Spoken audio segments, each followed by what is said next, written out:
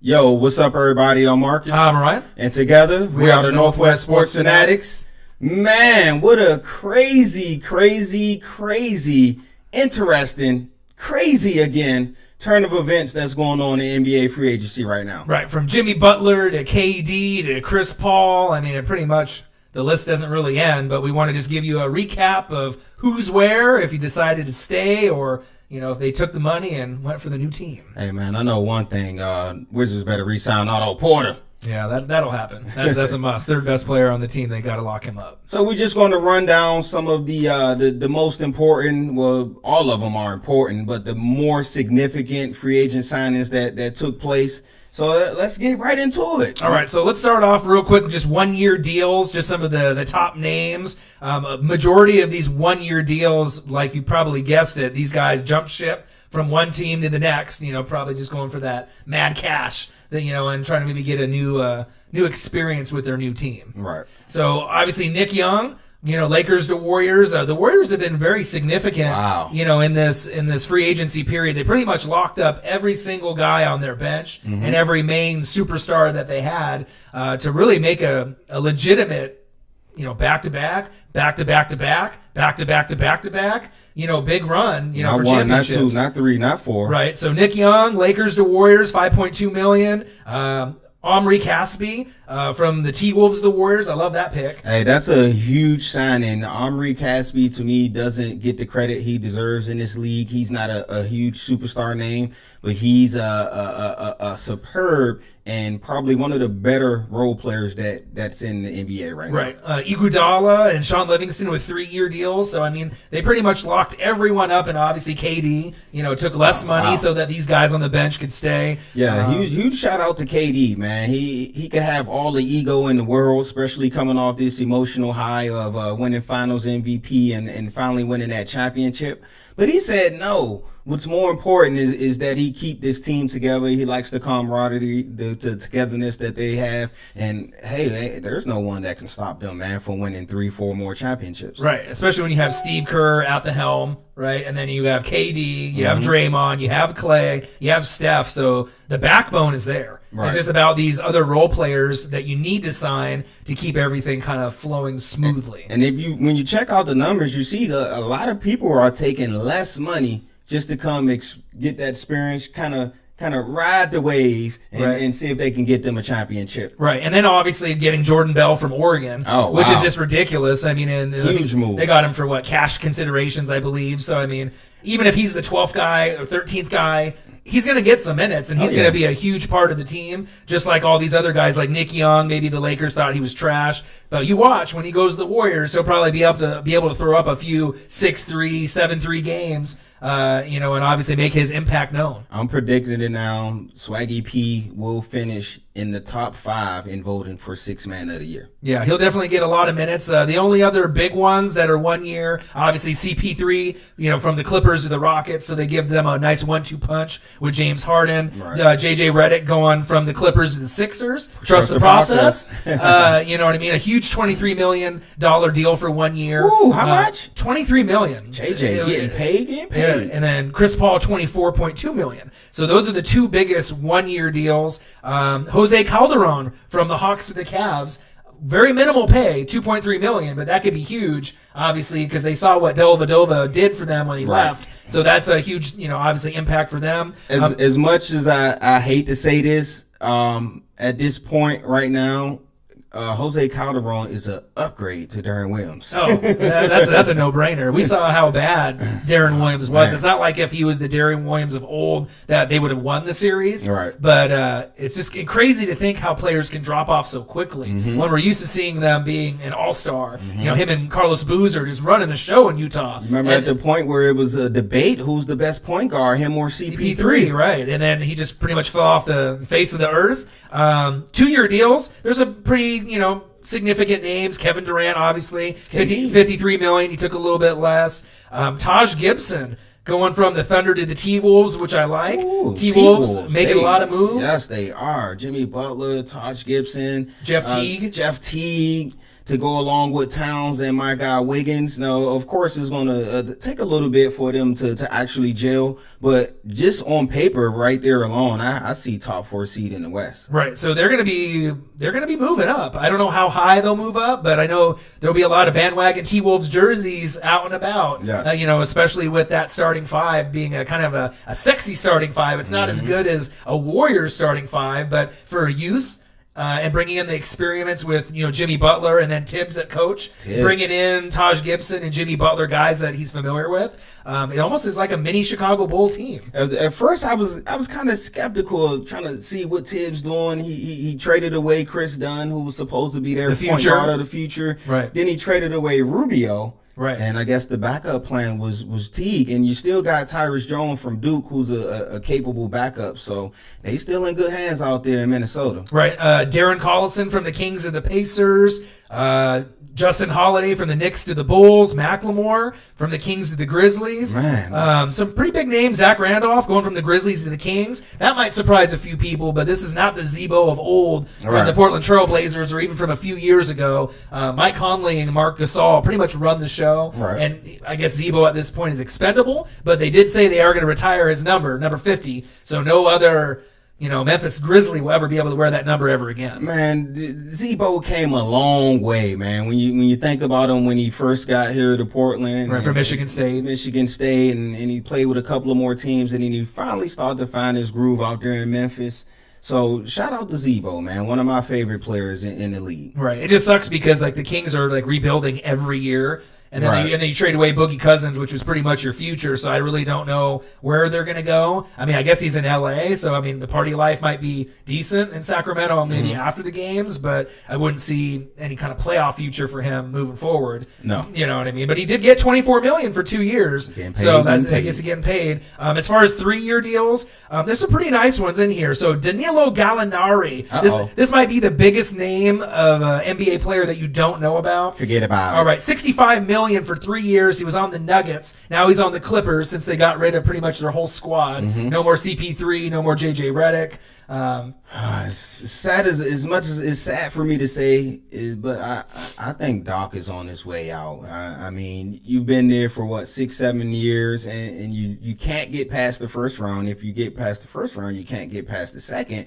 But I thought that they had enough talent, starting 5 and firepower coming off the bench, Jamal to where Crawford, they would at least advance to a conference finals, but it never happened. Right. And speaking of Jamal Crawford, he sounds like he might be signing with the T-Wolves or the Cavs, Wizards. There's a few teams interested. So another player that the Clippers are obviously going to be missing. But for Gallinari, pretty good. I like Gallo. 18 points per game, back-to-back seasons. The only Nuggets to do that in the last 20 years. AI and Carmelo Anthony. Wow. So this guy's a good free throw shooter. The only person, couple of athletes that shot better than him, and he's a big man, right? Was CJ McCollum from the Blazers and Kyrie Irving. So the guy can shoot free throws. He's an all-around talent, like you mentioned when he was on the Knicks. It took him a little while to get comfortable. Then he went to the Nuggets and probably felt really uncomfortable going somewhere that he wasn't really used to. And then he didn't really maybe know what his role was there. Right. But he blossomed pretty quickly. I thought with the Knicks, it's a huge Italian following out there in New York. Gallinari was one of the fan favorites. I thought he was really starting to find his way,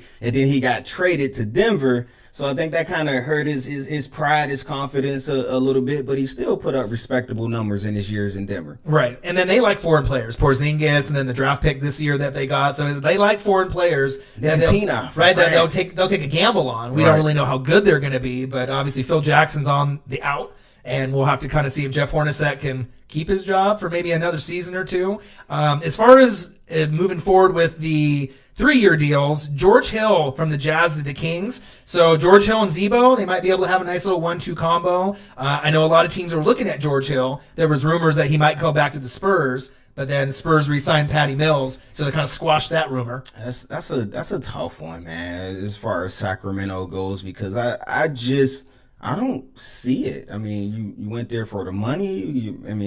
You look at the roster. He did get $57 million though. Well, besides those 2 players you just named, Zebo and George Hill, can you name anyone else on the roster? I know, they got rid of Macklemore, so they don't really have a whole lot there. Okay, Buddy Hield. Yeah. right, based off the Boogie Cousins trade. But I mean, they're so young and inexperienced. I mean, who knows when the Kings will make the playoffs again? They might be a long time coming. Yeah, C. Webb not suiting back up, or Mike Bibby. So yeah, right. Sorry, or Bobby Jackson. So going old school. But as far as the 3-year deals, a lot of players decided to stick at home. Serge Ibaka stayed at home with the Raptors. Kyle Korver to the Cavs. Kyle Lowry, $100 million for 3 years, which is huge because there was questions on maybe he would leave and find a new future. That was huge for me because with all of the superstars out east headed west, so I guess Kyle Lowry and Ibaka figured that this is a chance maybe to capitalize. Maybe they think they was like that close to beating the Cavs. Well, get to the finals, the easiest path is, of course, in the East. So right? If you keep those two together along with, I don't care if it goes in. Right, DeRozan. You still got a chance out there in the East. Right, Nene re-signed with the Rockets, so those are pretty much the biggest ones. The only really big jump was Paul Millsap. So we already knew he was going to leave the Hawks. He went to the Nuggets. Right. So that's pretty much like a Gallinari swap. You know, they brings in another player there. They're still young and inexperienced as well. They got some young talent. But I do like the Nuggets, kind of the youth that they have there. Of course. So, you know, if they can Gary put their Harris, Moutier. Right. So if they put the pieces together, they may be able to make a playoff run. But it's getting a lot tighter in some of these Western divisions. You know, man. Like I said, it's getting hard out there in the West. So go West, young man. Go West and let them battle it out. Right. And then 4-year deals. Gordon Hayward was the big news. You know, we knew that there was rumors on a couple different teams. I knew he wasn't going to stay with the Jazz. No. I knew the Miami Heat thing was just a bunch of just garbage. That, you know, I knew that wouldn't happen. Their roster is not ready. No, it's almost there. I like the re-signing of Waiters. You know, you still got Dragic and Whiteside. Winslow will be back off of injury. You still got Tyler Johnson. You got some nice young players, but I guess Hayward said it's just not your time yet. Right, and obviously playing with his old coach, you know, obviously they're, you know, from the Butler days. Butler, yeah. You know, I felt that was probably the biggest reason, and he's close to home at that point. He said he got some unfinished business with Coach Stevens, so we'll see. And you got to think they went to back-to-back championships and lost. So if the Celtics can get past the Cavs and somehow get past the Warriors, or maybe a different team other than the Warriors makes it and they win, it'll be something that they both can accomplish together. And I think that's huge for them. 4 years, $128 million. Ooh. Cheddar for Gordon Hayward. But like you mentioned too, you got Isaiah Thomas. Right. You got Al Horford. You got Gordon Hayward. Okay. Right, and then you got Tatum. Obviously, who's looking phenomenal now in Summer League, right? But you still have questions with, Marcus Smart and Avery Bradley. It sounds Crowder. Like they're going to move some of their pretty much heart and soul and defense of the team. I like that. Because if they get rid of those guys, what's the identity of the Celtics? You're not a smooth team. Nope. You're a beat-em-up grinder team. Physical. Physical. Don't take any shit from anybody else. So if you lose those pieces, I almost feel that they may have better scoring ability, but if they don't have that mental toughness, they may not be able to get past a Toronto or a Wizards team to get to the Cavs. See, the fallout on the Hayward signing as well is that they're going to lose some key pieces to what makes them the Celtics. And we forgot about one player that helped them with that identity, and that's Kelly Olynyk. Right, who's not going to be re-signed. So we're going to have to wait and see. But just based off the starting four with Tatum, Isaiah Thomas, Horford, and Hayward, that's pretty nice. Oh, that's going to be interesting and fun to watch, man. If you haven't watched Tatum in the Summer League, check SportsCenter, man. He's doing his thing. Yeah, probably the best player in Summer League right now so far, hands down. That we've seen out of all the players. I guess Markelle Fultz, you could argue a little bit. He's looking pretty good. Not as good as Tatum, but I watched Fultz game, and he's you can tell he's not full speed out there. He's just toying around, trying to get his win together, just trying to show a little bit of what he can do. But just by watching him play, I know he's a smooth player. Like I always compare him to B-Roy, but you can tell he's not definitely going all out. Right. And then obviously with Isaiah being from the UW, obviously they got the smooth players down, so it'll be exciting to see. And then last but not least, with 5-year deals, the Supermax, you only had really 3 big names. Steph Curry, 5 years, $201 million. Cha-ching. So obviously you knew he was not going anywhere, and he's going to keep everything intact for the Warriors to repeat and stick around. Blake Griffin was a big surprise. Okay, Blake. 5 years, $173 million. So obviously with Jerry West now running the show and leaving Golden State to be kind of the rebuilder of the Clippers, they had to invest everything in Blake Griffin because that's pretty much all you have left. Right, that's what I was about to say. Of course, you can't lose CP and Blake, and then you might as well trade DJ and just start all over. Right, and then they have DeAndre Jordan, and then you lost Redick, and then you're going to lose Jamal Crawford. So pretty much, I mean, at this point, I mean, you got Doc and his son Austin. But but both of them might get the axe within a year or two. So, like I said, man, Doc, the time is ticking out there. I've been reading that you passed up a huge trade last year to bring Carmelo Anthony because you didn't want to give up your son. That didn't quite sit too well with CP3, and as you see, he's headed to Houston. Right. And speaking of Carmelo Anthony, there's a few different trade rumors, and the value for him is going to be less and less the longer this gets. Mm-hmm. So, I mean, they can go Kevin Love for Carmelo. There's a few other scenarios where they can go draft picks for him. Mm-hmm. But, I mean, as far as Houston or maybe the Cavs, I'm thinking the best really scenario for him is going to stay on the East Coast because you got to think with all those teams, kind of bundling their talents together, you're still not better than the Warriors. You're not going to get past them. Sorry. You know what I mean? But at least if you have the Cavs, right, the Celtics and the Wizards, two of those teams, Raptors. Right, maybe Raptors, two of the teams are going to battle it out, right, in the Eastern Finals, but then there may be only one other team or two other teams, so there's a better chance to get there. Exactly. I'd rather fight 4 than fight all 12 teams. Right. All 15 teams out in the West. Right. Because if you look at it from top to bottom, besides maybe the Kings, but who else do you don't expect much out of the other 14 teams. So even from 1 to 14, you have your top echelon, but then the Kings is like, all right, no. But then you look around Pelicans and some of the other lesser teams, they got a chance, man. Right. And then obviously with the Blazers, let's just leave it off with them. Woo! Looking at your hat there, yes, sir. Zach Collins. We'll have a little breakdown of the draft picks. I've been hearing a lot of people talking trash. Collins, from Gonzaga, he's just another Myers Leonard clone. He is not. Let's take that totally out of the window. We needed defense, rebounding, and some toughness. Yep. And it's pretty much we got everything was Caleb Swanigan and Collins. We needed guys that were going to come in right away and either start or come off and maybe be a 6th or 7th man. And believe it or not, are these two guys the toughest guys on our team already? I would think so. If you read into Swanigan's story on how he got to where he's at, great that story. Definitely takes some toughness. And Zach Collins, man, this guy he's a stud. I mean, he's an unselfish player. He could have easily started for Gonzaga last year. Oh, yeah, absolutely. And he just played his role, played his part, and he still ended up a lottery pick. Right. He reminds me of kind of a better version of Nick Collison. Kind of a grinder, but he'll give you a little bit more upside. I think his offensive game will be way better. Right, I think so too. And then Caleb Swanigan actually might be the better of the two when it's all said and done. Right. He's almost like a baby Zebo. That's what I was thinking. You know what I mean? Zebo. Right, not only the number, because he's got number 50 like Zebo, but he's athletic, right? He averaged 18, 12, and 3. And believe it or not, the only players in the NCAA in the last 20 years to average 18 points, 12 boards, and 3 assists, one player, Tim Duncan. Now, I'm not saying he's going to be a Tim Duncan, but if you look at his effort and his toughness and just the aggressiveness and going after the boards, maybe some of these reserves and kind of role players that we have can feed off that, and the competition factor will get a little bit better. So maybe the Blazers, instead of being an 8 seed or a 7 seed, maybe we go up a couple spots. Right. Maybe we can get to the 6 seed and maybe have an easier chance to get a little bit further. Now, we're a long ways away, Blazer fans, to making a Western Conference, kind of appearance. But with these draft picks, this is probably the best draft the Blazers have had for 2 collective picks that I can remember in a long, long time. Well, with Swanigan, me being a Maryland Terrapins fan out there in the Big Ten, so I got to watch a couple of his games against Maryland, and his inside, outside, shooting threes, blocking shots, grabbing rebounds, doing all the little things to help his team win, and that's definitely something the Blazers need coming off the bench. Just someone who is going to do the little things. I don't think we had one since not Joe Freeland.